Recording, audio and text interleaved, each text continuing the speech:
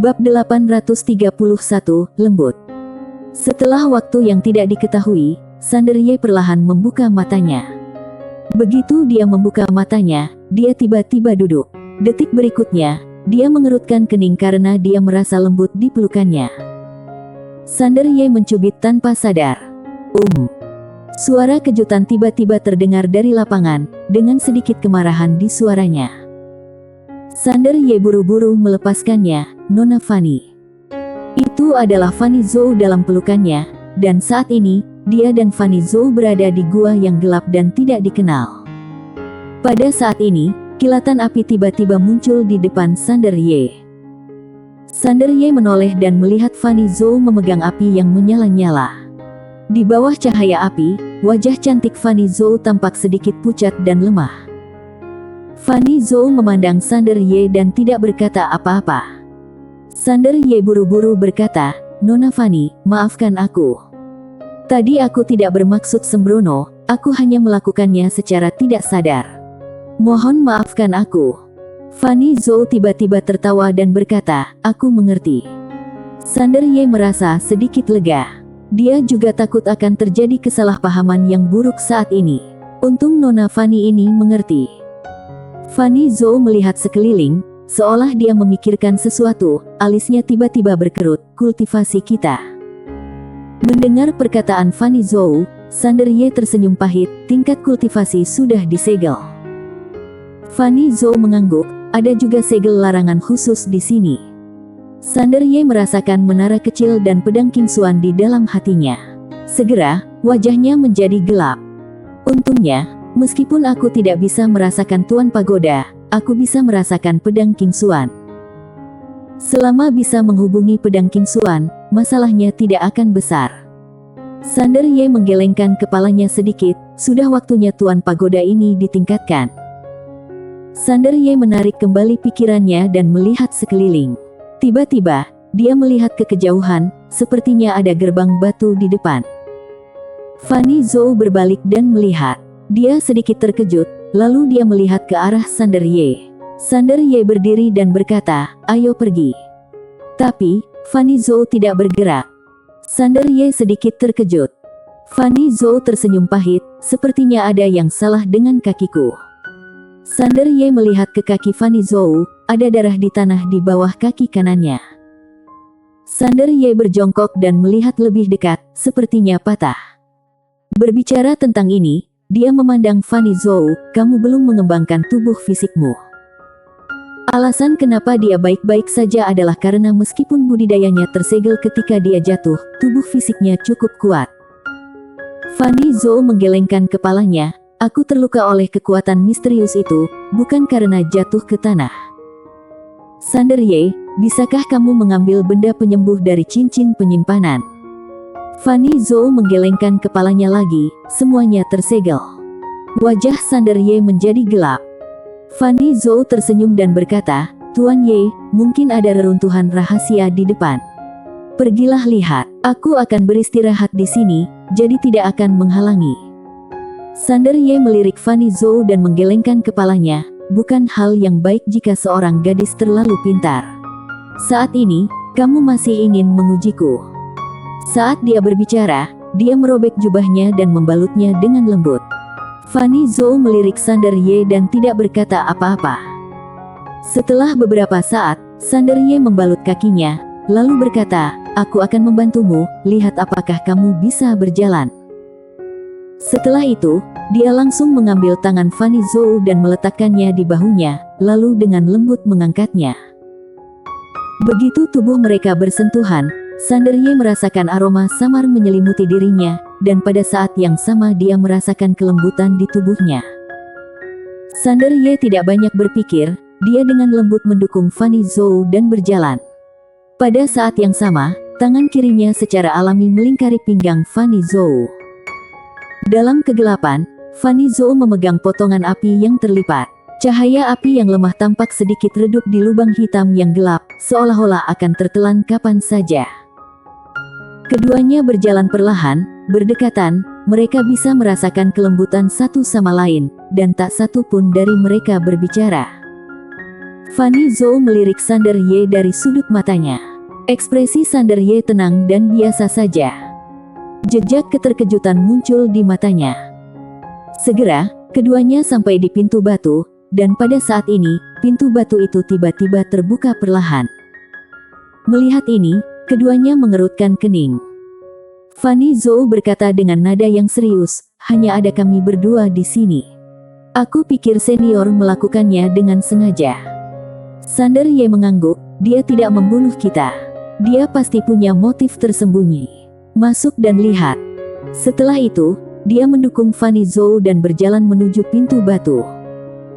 Di belakang gerbang batu ada aula utama. Begitu mereka memasuki aula, angin dingin bertiup ke arah wajah mereka. Angin dingin menggigit dan dingin.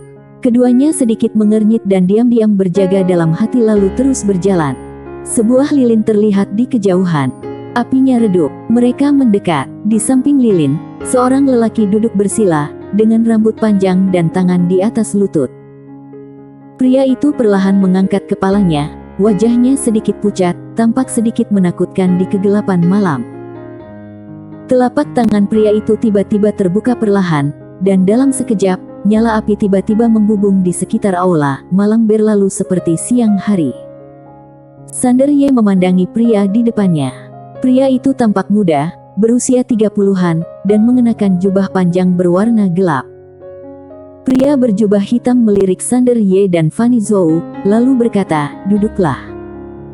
Sander Ye mengangguk, lalu membantu Fanny Zhou duduk tidak jauh dari pria berjubah hitam. Dia memandang pria berjubah hitam, "Senior, bisakah kamu menghilangkan batasan di sini?"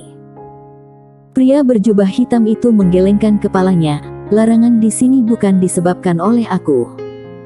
Sander Ye sedikit terkejut, bukan senior yang melakukannya. Pria berjubah hitam itu mengangguk, "Pembatasan di sini ditinggalkan oleh Dewa Sihir Peradaban Penyihir, tujuannya adalah untuk menjebakku." Berbicara tentang ini, dia memandang Sander Ye dan Fanny Zhou, "Aku membawa kalian berdua ke sini hanya untuk satu hal, untuk memilih salah satu dari kalian sebagai penerus, karena aku tidak punya banyak waktu." Warisan. Sander Ye tersenyum dan berkata, "Aku ingin tahu siapa di antara kami berdua yang lebih dihargai senior." Pria berjubah hitam menatap Sander Ye berdua, "Siapapun yang hidup akan mewarisi." Alis Sander Ye tiba-tiba berkerut. Fanny Zhou melirik pria berjubah hitam dan tidak berkata apa-apa. Aula tiba-tiba menjadi sunyi. Pria berjubah hitam menambahkan, "Ini bukan ujian, kalian berdua buat pilihan sendiri." Sander Ye menghela nafas dengan suara rendah, "Kenapa kamu memperlakukan kami seperti orang bodoh?" Pria berjubah hitam memandang ke arah Sander Ye. Sander Ye berkata, "Kamu bilang kamu tidak punya banyak waktu, tapi menurutku tidak mungkin master setingkatmu dibunuh oleh formasi. Jadi, jika aku benar, kamu mungkin ingin merebut tubuh dan mengambil kesempatan untuk keluar dari masalah. Apa yang kamu katakan tentang warisan hanyalah membiarkan kami berdua saling membunuh dan mengungkap kartu truf kami terlebih dahulu, bukan?" Fanny Zhou melirik Sander Ye, dengan sedikit kejutan dan penghargaan di matanya. Pria berjubah hitam itu tertawa kecil, "Aku agak meremehkanmu." Sander Ye melanjutkan, "Kamu tidak mengambil tindakan secara langsung karena kamu takut. Apa yang kamu takutkan?" Pria berjubah hitam memandang Sander Ye dan tidak berkata apa-apa. Sander Ye tersenyum tipis, "Senior, kami berdua tidak ingin bermusuhan denganmu. Bagaimana dengan begini? Kamu melepaskan kami dan kita tidak saling berkonflik. Apakah itu mungkin?" Pria berjubah hitam tersenyum dan berkata, "Oke."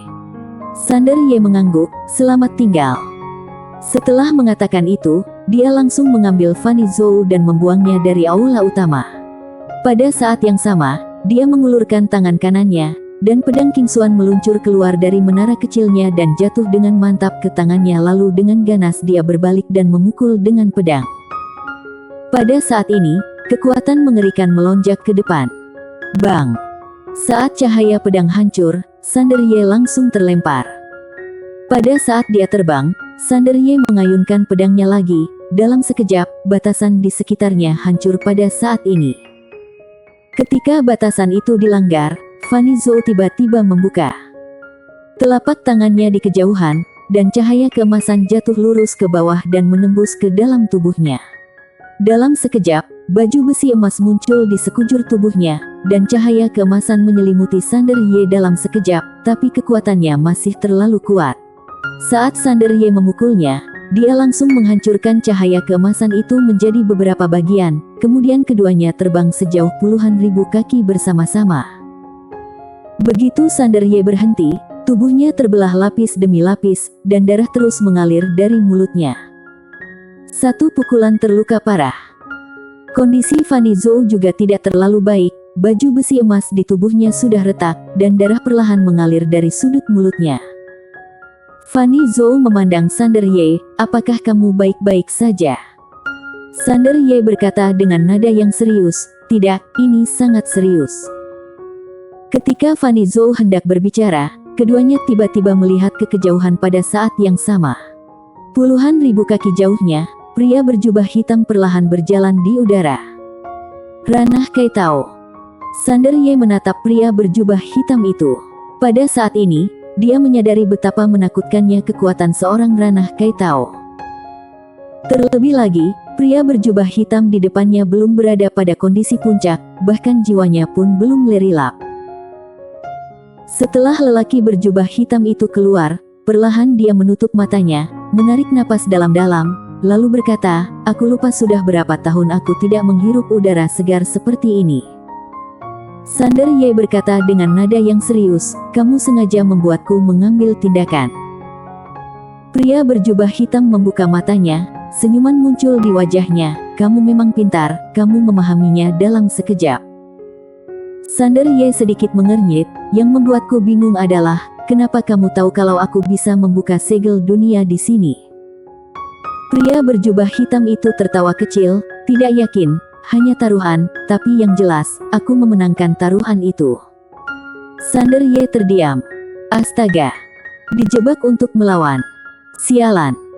Pria berjubah hitam melihat ke arah pedang King Xuan di tangan Sander Ye kemudian berkata, "Aku belum pernah melihat pedang sekuat ini. Pedang itu bahkan bisa mematahkan batasan yang ditetapkan oleh Dewa Sihir. Sungguh menakjubkan." Sander Ye menyeka darah dari sudut mulutnya, dan 3 garis keturunan di tubuhnya siap menyerang dengan seluruh kekuatannya kapan saja.